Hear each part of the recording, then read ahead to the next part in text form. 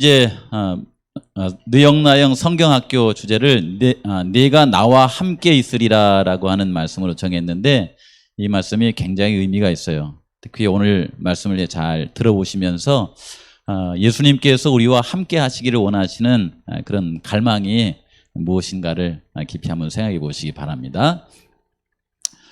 저는 이 플랜카드를 이렇게 그림을 이렇게 선정하면서 뒤에 한번 넘겨줘 보실래요? 여기에 보시면은 밑에 예수님이 있죠. 예수님이 저렇게 십자가에 이렇게 달리셨는데, 십자가에 달리시면서 그분의 마음속에 소망이 있었어요. 그 소망이 뭐냐면은 나중에 예수님께서 공중에서 이제 재림을 하시는데, 재림할 때 우리 삼촌들하고 함께 사시는 거예요.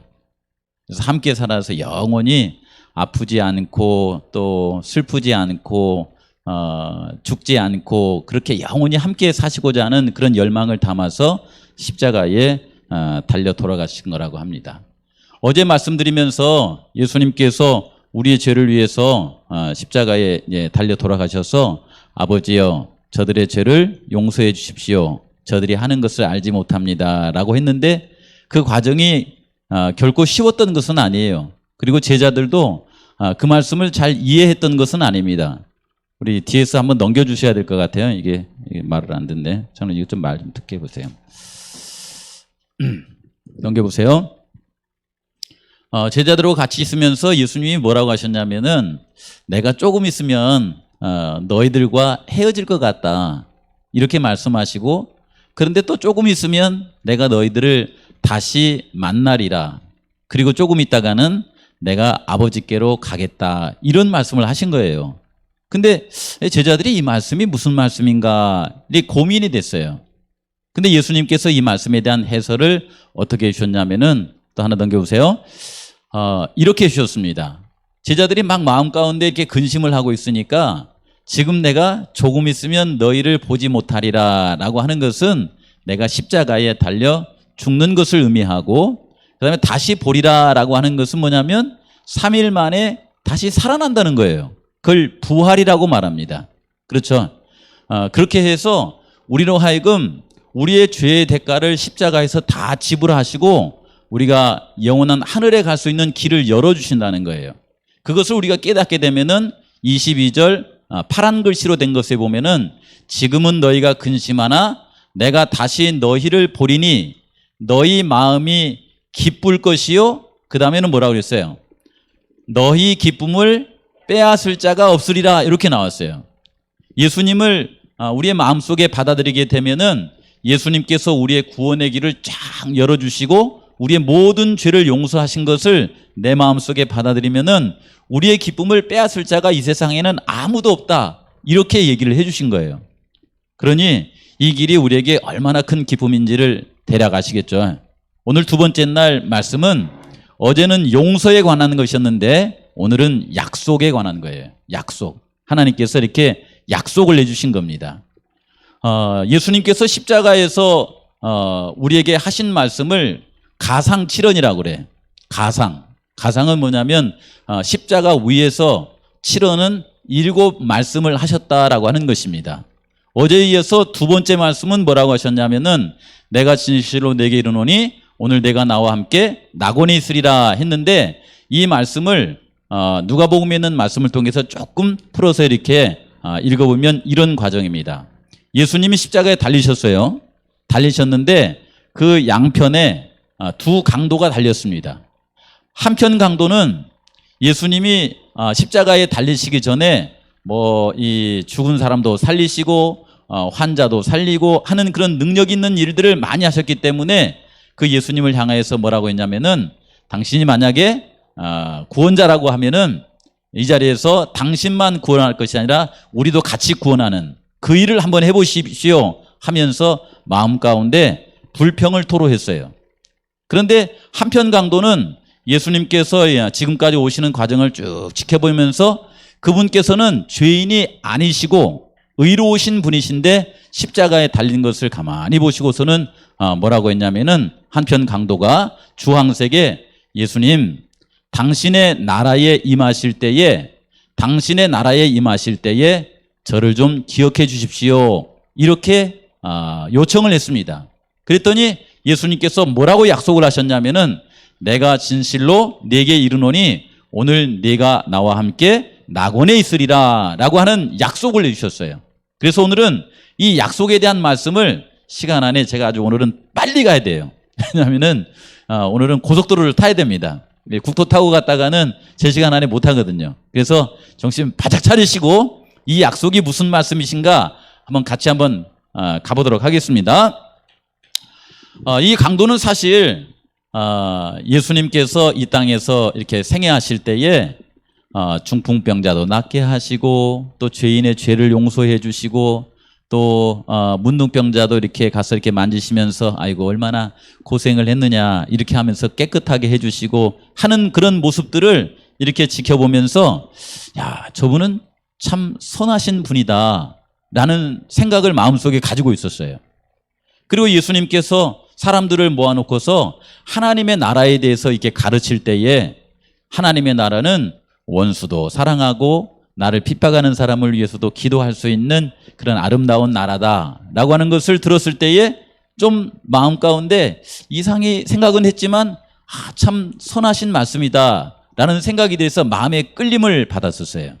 그러다가 이제 조금 멀어진 사이에 그 예수님에 대해서 좀 잊어버리고 그 다음에 예수님은 멀리 가니까 사람이 마음 가운데 이 잘못된 길을 이렇게 걸어가는 거예요. 한 번 잘못된 길을 걸어가면은 두 번째는 쉬워요, 어려워요?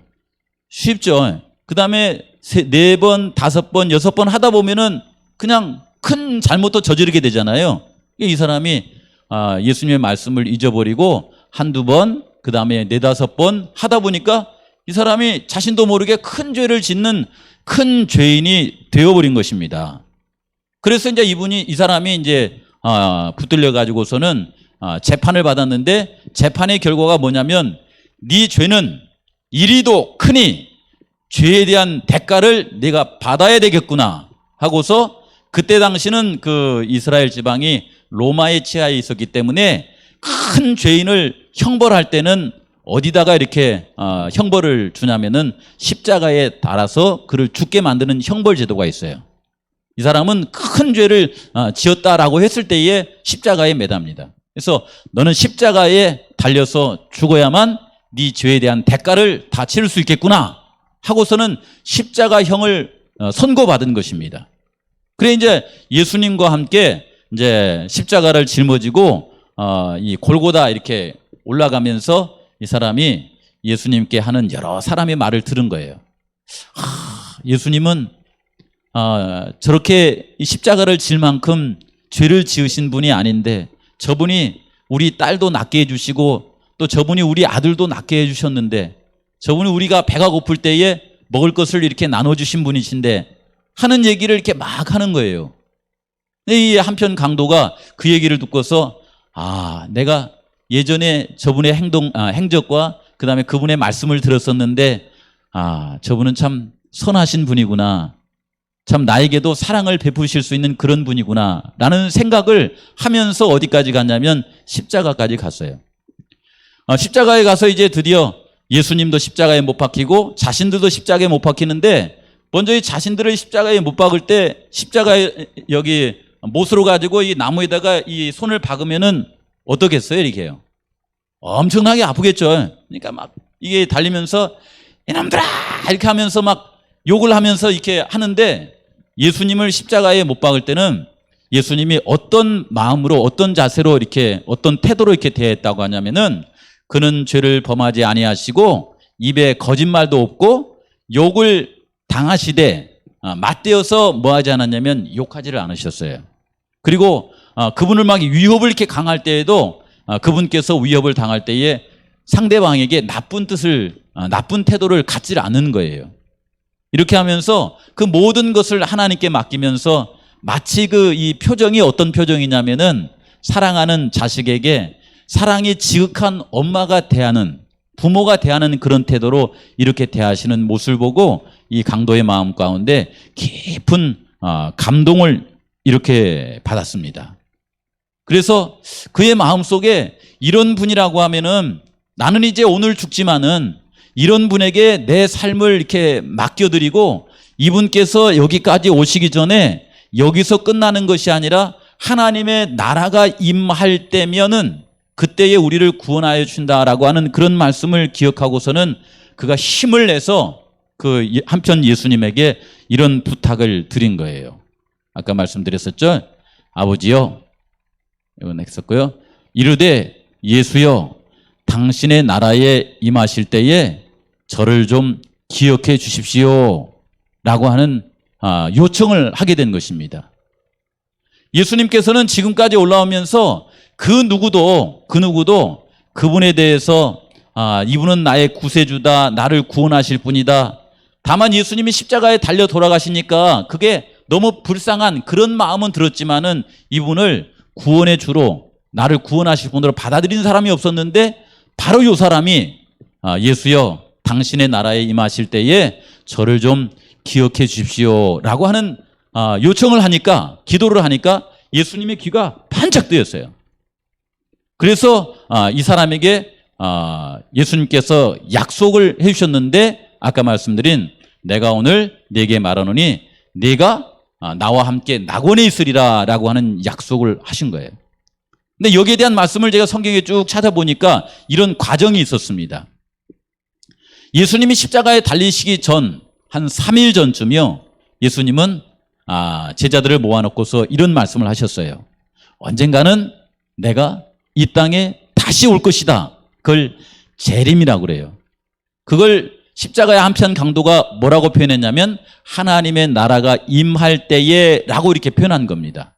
여기 있는 말씀에 보시면 뭐라고 했어요? 그들이 인자가 구름을 타고 능력과 큰 영광으로 오는 것을 보리라.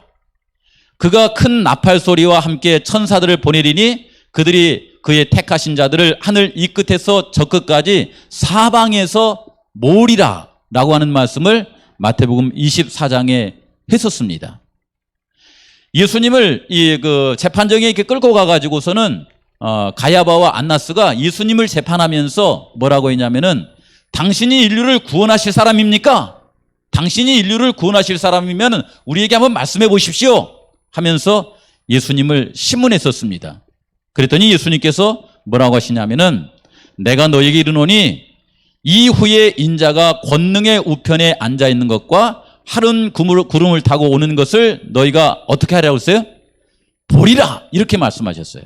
하늘 구름을 타고 이 땅에 오는 것을 너희가 보리라 이런 말씀을 하셨고, 또 요한복음에는 예수님께서 십자가에 이제 달리시는 그 길을 가시기 전에 제자들을 모아놓고서 이런 말씀을 하셨습니다. 나는 하늘에 가는 목적이 있다. 어떤 목적이냐면은 내 아버지 집에 거할 곳이 많다. 그렇지 않으면 너희에게 일렀으리라. 내가 너희를 위하여 거처를 예비하러 가노니 가서 너희를 위하여 거처를 예비하면 내가 어떻게 하나 그랬어요? 다시 와서 너희를 내게로 영접하여 나 있는 곳에 너희도 있게 해주겠다라고 하는 말씀을 제자들에게 하셨어요. 그러면서 이 제자들이 예수님께서 뭔가 어디 가신다고 하니까 마음에 심히 근심되고 걱정이 되었는데, 이런 사실을 너희들이 기억하고서는 뭐라고 했냐면 너희는 마음에 근심하지 말라. 하나님을 믿고 또 나를 믿으라. 이렇게 말씀하신 거예요. 이 말씀 안에는 어떤 뜻이 포함되어 있냐면요, 하나님께서 우리가 이 땅에 살아가면서 죽음을 경험하지 않고 살아가는 사람이 인류 역사에 한 사람이라도 있었어요, 없었어요? 없었죠. 그리고 이 가운데 우리 삼촌들 여기 다 오셨는데 나는 오랫동안 열심히 걷기도 하고 운동도 하고 또 아플 때에 병원에 가서 치료도 받고 해가지고 100살이 아니라 한번 내가 그러니까 영원히 한번 살아봐야 되겠다라고 생각하시면서 건강관리 하신 분 있어요, 없어요? 아무도 없으시죠? 내가 늙는 것은 막을 수 있어요, 없어요? 옛날 말로 정승도 막아요, 못 막아요? 이 나라 대통령도 막아요, 못 막아요? 그러잖아. 옛날 진시 황제도 그냥 늙지 않고 영원히 살아볼까 하고서는 불로초약을 구해서 이렇게 먹고자 했었지만은 그도 역시 늙는 것은 못 막았고 죽는 것도 못 막았습니다. 근데 이런 모든 이유가 왜 그러냐면은 사람이 영원히 이렇게 살도록 하나님이 만드셨는데 인류 가운데 죄가 마음속에 들어와 가지고 그렇다는 거예요. 근데 이 문제를 누군가가 해결해 줘야 되는데 이 문제를 누가 해결해 주고자 하였냐면은 우리를 창조하신 하나님께서 이 문제를 해결하시고자 예수님을 이 땅에 보내주신 거예요. 그래서 여기에 하나님을 믿으니라고 하는 것은 뭐냐면 하나님에게 우리를 죄 가운데서 구원하실 대책이 있으시다, 이런 말씀입니다. 그래서 하나님께서 우리를 위해서 죄를 우리에게 다 사하시고 우리에게 영원한 생명을 주시기 위해서 예수님을 보내주신 거예요. 그리고 하나님을 믿으니 또 나를 믿으라 그랬죠. 만약에 하나님께서 우리를 위해서 그렇게 해주시는데 예수님께서 이 땅에 오셔가지고 십자가에 달리셔서 아이고 이거 너무 고통스럽고 아프니까 나 그냥 그만할랍니다 하고서 십자가에 달려 돌아가시지 않고 그분의 원래 있던 신성을 되찾으셔가지고 내려와 버리면은 우리에게 영원히 살 수 있는 길이 열려요, 안 열려요? 안 열려버려요. 근데 여기에 뭐라고 하셨냐면 나를 믿으라. 나는 너희들을 사랑하기 때문에 너희들의 죄를 책임지고 십자가에 죽을 것이다. 그리고 3일 만에 부활해서 너희들로 하여금 영원한 하늘에 갈 수 있는 그런 길을 열어놓고 내가 하늘나라에 가서는 너희들이 함께 살 수 있는 거처를 마련한 다음에 이곳에 다시 와서 너희들을 나 있는 곳에 함께 있도록 해주겠다. 그러니 하나님을 믿고 나를 믿음으로 마음에 근심 걱정하지 말고 살아라. 이렇게 말씀해 주신 겁니다. 그렇죠? 예. 이 말씀을 하셨는데 여기 요한복음 어제 함께 나눈 말씀 가운데요, 하나님의 뜻은 분명합니다. 예수님을 이 땅에 보내주셔서 우리로 하여금 영원히 살 수 있는 길을 열어주시는데 여기에 뭐라고 하셨냐면은 내게 주신 자 중에 내가 하나도 잃어버리지 아니하고 마지막 날에 다시 살리리라. 이 마지막 날이 언제냐면 예수님이 재림하시는 날이에요. 그 마지막 날에 그 전에 우리가 모두 다 죽지만은 그 죽은 사람을 마지막 날에 하나님께서 우리를 다시 살려주신다고 하는데 제가 이렇게 목회를 하다 보니까 죽은 사람이 다시 사는 것을 믿는 사람들이 그렇게 많지 않더라고요. 제가 한번 우리 삼촌한테 물어볼게요. 죽은 사람이 다시 살 수 있습니까? 교회에서 이렇게 말하니까 다 거짓말 같죠? 그렇죠. 예. 근데 우리가 이렇게 살아생전에 죽은 사람이 무덤 속에 있다가 무덤 속에 10년, 20년 있다가 무덤을 가리고 다시 살아난 사람이 있어요, 없어요? 있어요? 무덤을 가리고 살아난 사람이 있어요? 우리 생전에? 없죠? 그러니까 내가 보지를 못했으니까 믿을 수가 있어요, 없어요? 믿을 수가 없잖아요. 저도 마찬가지입니다. 제가 이게 목사니까 목사님은 믿음이 좋아가지고 그 사실을 믿는 것 같다 이렇게 생각하는데 저도 본 적이 없어요. 그런데 뭘 통해서 저는 이렇게 믿게 되냐면 성경에 있는 말씀을 통해서 믿게 되고, 특별히 하나님은 어떤 분이시냐면은 우리 삼촌들이 이렇게 계시는데 내가 이렇게 살아가잖아요. 내가 이렇게 있는데 나를 만드신 분은 있을까요, 없을까요? 뭐 그렇게 말하니까 누가 그러더라고요. 내가 부모님 뱃속에서 태어났지 뭐 누가 만들었나? 이렇게 말씀하시더라고요. 근데 그걸 거슬러 올라가 가지고 인류도 시조가 있을 거 아니에요. 처음 사람이 있을 거 아닙니까? 처음 사람은 부모가 낳았을까요? 누가 만들었을까요? 예? 그 질문이 무슨 질문하고 똑같냐면은 처음에 이제 이 병아리가 있었는데 닭이 먼저냐 병아리가 먼저냐라고 하는 걸 물어보는 거하고 똑같아요, 이게요. 우리 삼촌들은 생각할 때에 처음에 생긴 것은 닭이 먼저 생겼겠습니까? 아니면 달걀이 먼저 생겼겠습니까? 예? 했더니 뭐라고 하냐면은 달걀이 먼저 생겼겠죠. 이렇게 대답하시는 분이 있더라고요. 왜 그러냐면 달걀이 있어야 거기서 병아리가 나오고 닭이 될 거 아닙니까? 그래서 한 사람이 뭐라고 하냐면 닭이 있어야 달걀을 놓을 거 아닙니까? 또 이렇게 얘기하는 거예요. 또 품어줘야 돼요? 복잡하네요. 예. 근데 이게 제가 이제 믿고 있는 이게 성경에서는 뭐라고 하냐면은 하나님께서 창세기 1장 2장에 처음 창조하실 때에 닭을 먼저 창조하셨다 이렇게 말씀하시더라고요. 닭을 먼저 창조하셨다. 그러고 나니까 다 해결이 돼요. 닭을 창조하신 분이 있는데 그분이 닭을 창조하니까 암탉하고 수탉하고 꼬꼬댁하고서 사랑을 나누고서는 뭘 낳았어요? 달걀을 낳았어요. 낳은 달걀을 사랑으로 이렇게 딱 품어주니까 뭐가 삐약삐약하고 나와요? 뿅아리가 삐약삐약하고 나와요. 이렇게 해서 병아리가 커가지고 어미닭이 되고 하면서 지금까지 내려온 거거든요. 사람도 마찬가지라는 거예요. 사람도 어떻게 사람이 생겼지? 하고 보니까 원래 사람을 하나님께서 딱 만들어 놓으시고 엄마와 아빠가 만나서 결혼을 해서 누구를 낳냐면 자녀를 놓은 거예요. 그렇게 해서 이렇게 전해지고 해서 오늘 우리까지 온 것입니다.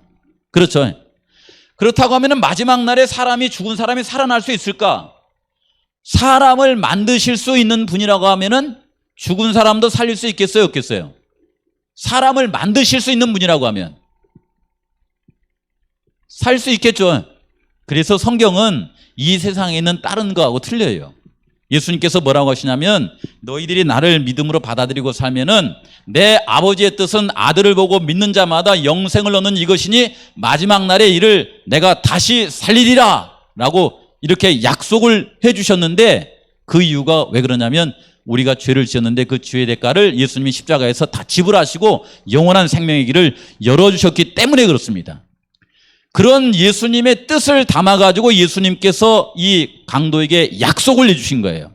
뭐라고 하냐면 예수여 당신의 나라 임하실 때 나를 기억하여 주셔서 라고 했더니 예수님이 내가 진실로 내게 이르노니 오늘 네가 나와 함께 낙원에 있을 것인데 언제 낙원에 있냐면은 예수님이 재림할 때 마지막 날에 너를 다시 살려서 네가 나와 함께 있도록 해주겠다라고 하는 약속을 이렇게 해주신 겁니다.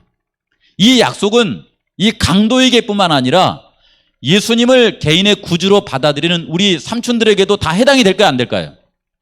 이게 다 해당이 됩니다. 이것은 돈 드는 일이 아니에요. 예수님이 우리를 위해서 죄를 다 사하여 주셨으니 그분을 내 주님으로 이렇게 받아들이고 믿음으로 그분을 영접하면 이 사실은 모두에게 다 해당이 된다라고 하는 사실입니다. 아시겠죠? 이건 굉장히 쉬운 겁니다. 여기 보시면은 이제 제가 여기 마지막 부분을 이제 한번 가보겠습니다. 5분 안에 끝내보겠습니다. 여기 하나님의 아들이 이와 같이 죄악의 집을 지기로 동의하신 것은 다 그대를 위함이다. 그대를 위하여 그분은 사망의 권세를 깨트리시고 뭘 여셨다고 그래요? 낙원의 문을 여신다. 그분은 자신을 제물로 십자가 위에 바치셨다. 이렇게 하신 것은 다 우리 삼촌들을 사랑하기 때문에 이렇게 했다라고 말합니다. 네가 나와 함께 낙원에 있으리라. 이렇게 말씀하신 예수님을 우리의 마음속에 이렇게 받아들이려면은 우리가 어떤 행위를 하냐면요.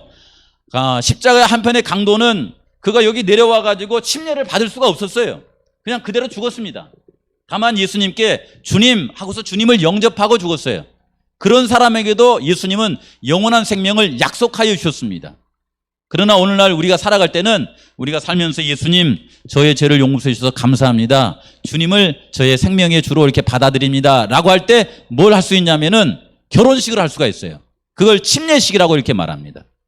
여기 어디냐면은 광치기 해안에서 얼마 전에 한 분이 침례를 받은 것을 사진을 찍어 놓은 거예요, 이게.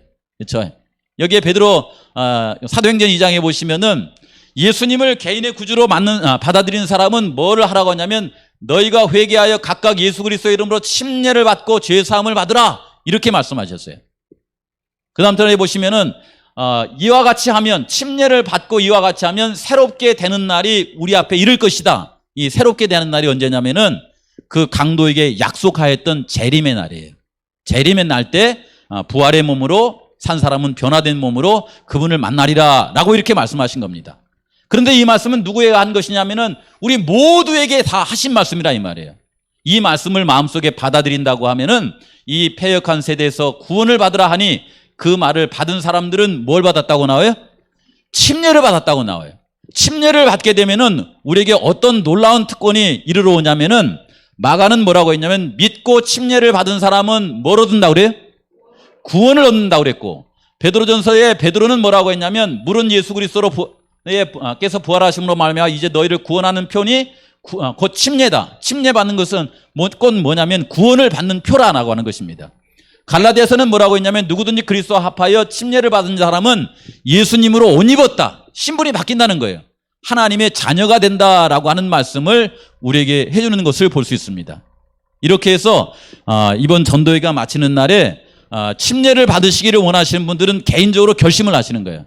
나도 이런 예수님이라고 하면은 나에게 해대는 거 없고 나의 모든 죄를 용서해 주시고 한편 강도에게 약속하신 것처럼 예수님 재림할 때에 그분께서 계신 곳에 나도 함께 있게 해주겠다라고 하는 약속이 있다고 하면 나도 이분을 받아들이고 침례를 받음으로 하나님의 자녀로 살아가야 되겠다라고 하는 그런 결심을 하면 마지막 날 침례식을 합니다. 어디서요? 광치기 그 넓은 해안에서.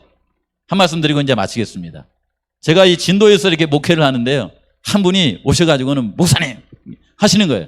왜 그렇습니까? 그랬더니 침례를 받아야 되겠습니다. 이렇게 하는 거예요. 그래요? 그럽시다. 해가지고는 그때가 12월 이제 말 정도 됐기 때문에 아주 추운 때였거든요. 그래서 교회에서 침례식을 하려나 했거든요. 근데 이분이 뭐라고 하냐면, 목사님, 왜요? 저는 침례를 받되 바다에 가서 받아야 되겠습니다. 이렇게 하는 거예요. 그 추운 겨울에. 그래서 아이고 참 저기 교회에서 그냥 따뜻한 물에 이렇게 받읍시다. 그랬더니 아이고 아닙니다. 저는 큰 죄를 지었기 때문에 저 큰 넓은 바다에다가 내 죄를 그냥 다 버리고 싶습니다. 이렇게 하면서 바다에 가서 이렇게 받아야 되겠다는 거예요. 그래가지고 바다에 가가지고 그 추운 겨울날 덜덜덜 떨면서 침례를 했지 않습니까? 그분이 침례를 받고서는요, 교회를 열심히 다니면서 하나님을 얼마나 잘 섬기고 살아가는지요. 우리 삼촌들은 늘 바다에서 생활하셨기 때문에 이 교회 안에서 좁은 틀에서 하는 것보다 바다에서 이 광치기 해안에서 침례를 받으면 더 좋겠죠. 그렇죠. 우리 광치기 해안에서 이제 예수님을 마음속에 받아들이고 침례를 받기를 원하신 분들은 침례를 받음으로 말미암아 예수님을 우리의 주님으로 받아들이고 예수님 재림하실 때에 그분의 나라에 함께 살아가시는 우리 모든 분들이 되시기를 바라면서 오늘 말씀 드리겠습니다. 예, 좋으신